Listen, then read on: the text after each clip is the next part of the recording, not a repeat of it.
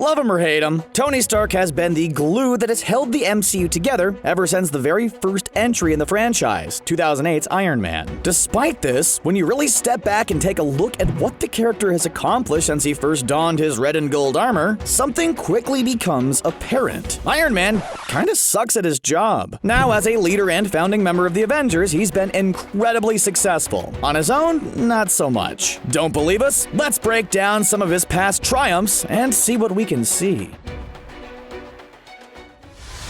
Recently, a group of Marvel superfans over on Reddit were discussing Iron Man's track record throughout his many appearances in the Marvel Cinematic Universe, and raised a rather interesting point. In every single battle against a major foe that Tony Stark took part in, he was only able to succeed when aided by his friends. As an Avenger, this doesn't sound so bad. They are a team of superheroes brought together to stop major threats. If they weren't working together, that'd be a big issue. However, on their own, each of the other main Avengers, at least the ones who have had their own films, Hawkeye and Black Widow, have all managed to defeat the main enemies of their films, basically on their own. Captain America defeated both Red Skull and the Winter Soldier solo. Thor kicked Loki's butt on the Rainbow Bridge all by himself. They all both have solo wins to their names. This is not the case for Iron Man. Let's take a look, shall we? In 2008's Iron Man, Tony squared off against Obadiah Stane in the Ironmonger's suit, and handled himself fairly well for most of it, until Stane got the upper hand atop the arc reactor facility. If it wasn't for Pepper Potts overloading the reactor and blowing Stane sky high, Tony's superhero career probably would have been finished before it even really got started. So let's get a tally going of the number of times Tony should have died. Editor, chalk that one up. 2010's Iron Man 2 brought with it Ivan Vanko, aka Whiplash. In this final battle, Tony could have been taken out of commission in a couple of ways. First, he probably would have died had Black Widow not deactivated the remote control system that had War Machine firing at him and chasing him all around the park. Would have been a rough way to go, getting turned into Swiss cheese by your very best friend. After that, he was joined by the aforementioned War Machine to take on the army of hammer drones and Whiplash himself. A situation that might not have gone his way if not for the firepower that Rhodey brought to the table in his own mechanized suit. So far, Tony is not looking great, and he's only gone through 2 of his 7 major film appearances. The next time we saw old Shellhead was in 2012's Avengers. This one is obvious. Of course, he had help on this one, so we don't really hold it against the guy. Though we will add a death to the count, because of course if the Avengers weren't around, we kinda doubt that Tony would have been enough to defeat an entire Chitauri army. So increase the number by 1, and go ahead and add a tally of the number of times where the entire Earth would probably be wiped out if he was on his own. We will give Tony some credit here though, as he definitely made the big play at the end, sending the Chitauri a little gift, a lovely nuclear warhead.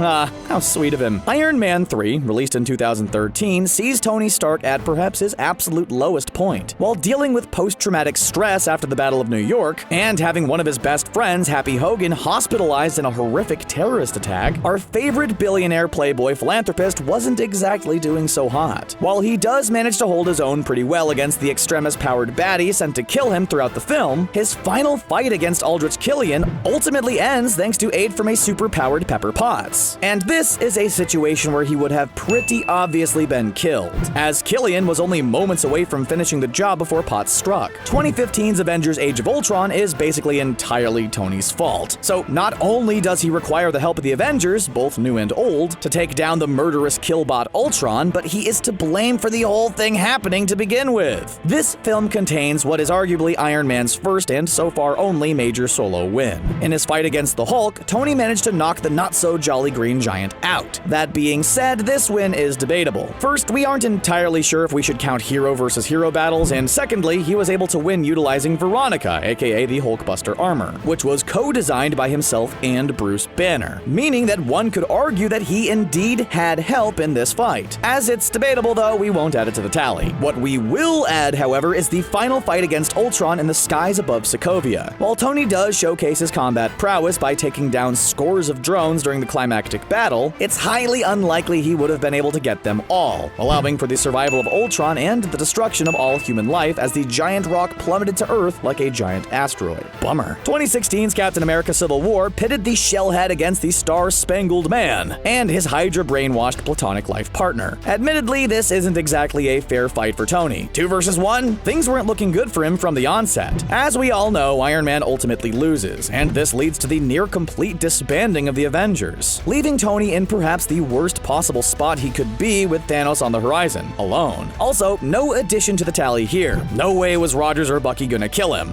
no matter how much some of us sickos may have wanted to see it. Admit it, you kinda wanted to see someone die there too. Tony had a pretty sizable role in 2017's Spider-Man Homecoming, but he wasn't involved in any of the film's battles, so no real addition to the tally here either. Though after this film, even his young protege has a better batting average solo than he does. Ouch. That brings us to 2018's Avengers Infinity War, which finally saw Tony Stark duke it out with the being that has haunted his deepest, darkest nightmares ever since he glimpsed the Chitauri fleet back in the first Avengers film. Thanos had finally come. Upon the surface of Titan, Iron Man, along with Doctor Strange, Spider-Man, and the majority of the remaining members of the Guardians of the Galaxy, took the fight to the Mad Titan on his turf. They almost would have won had Star-Lord been able to keep his cool for just a few more seconds. Seriously, look at that! They were so close it hurts! After that, Thanos was able to fight off each of his opponents fairly easily, until only Iron Man stood. To his credit, he put up one heck of a fight, but in the end, he was stabbed through the gut with his own nanotech blade, nearly killed by the purple-chinned monster, and he very much would have been, had it not been for Doctor Strange giving up the Time Stone in exchange for his life, setting in motion the events that led not only to the decimation, but also to the 4th Avengers film, Endgame.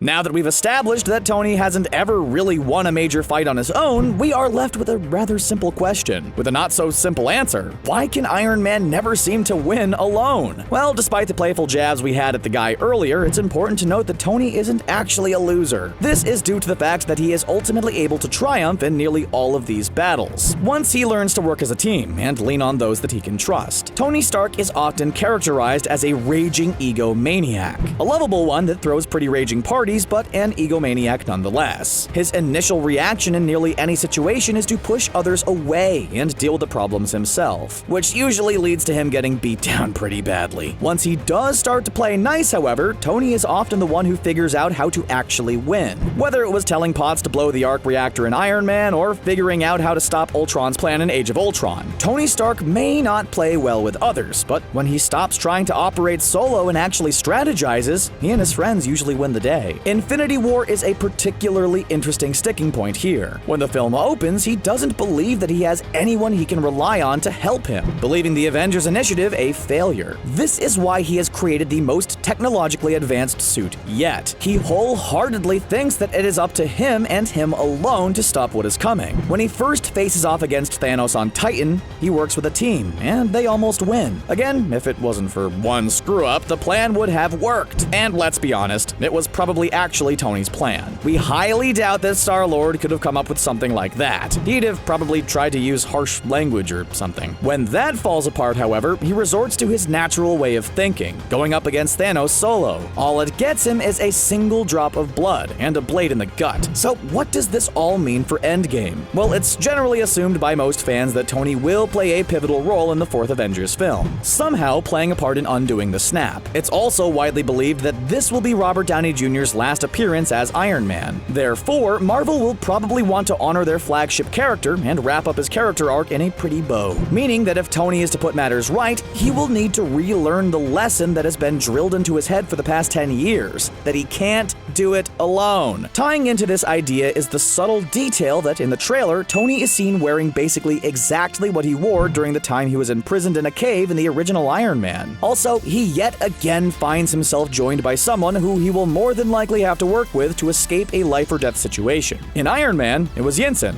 In Endgame, Nebula fills this role. This tells us that Tony Stark will once again have to reinvent himself and be reborn through hardships faced as a team. It's all a circle. Not a real circle, more like a freaky circle. We will more than likely then see Tony return to Earth and reconcile with the remaining Avengers, specifically Steve Rogers, putting aside his stubbornness, his ego, for the greater good. Early drafts of Infinity War reportedly had a scene with Tony and Steve meeting face to face, but this was ultimately cut, more than likely to be saved for Endgame, so it goes without saying that it's probably going to be a pivotal moment in the film, if not the entire franchise, and will definitely carry a lot of weight for both characters. As it stands now, we don't know for sure how exactly our heroes will undo what has been done, but we do know that it will take all of them. Reportedly, Endgame features a scene that involves basically every single major character from across the entire MCU, so we will get to see Janet Van Dyne flying around while Cap throws his mighty shield, Captain Marvel firing off energy blasts as Rocket laughs maniacally as he uses his latest invention to decimate his enemies, Drax stabbing baddies, Hawkeye nailing bullseyes, and Mantis doing whatever exactly it is she does during a fight. And at the head of all of this will probably be Iron Man himself, fighting his last greatest battle alongside his allies and friends. Despite his seeming inability to win on his own, we still love Iron Man, and hope you do as well. What did you think of this theory? Did you realize that Iron Man is not that great of a solo fighter? What do you think will happen to him in Endgame? Let us know down in the comments below, and while you're down there, don't forget to like this video and subscribe to ScreenRant for more awesome content just like this. Thanks for watching.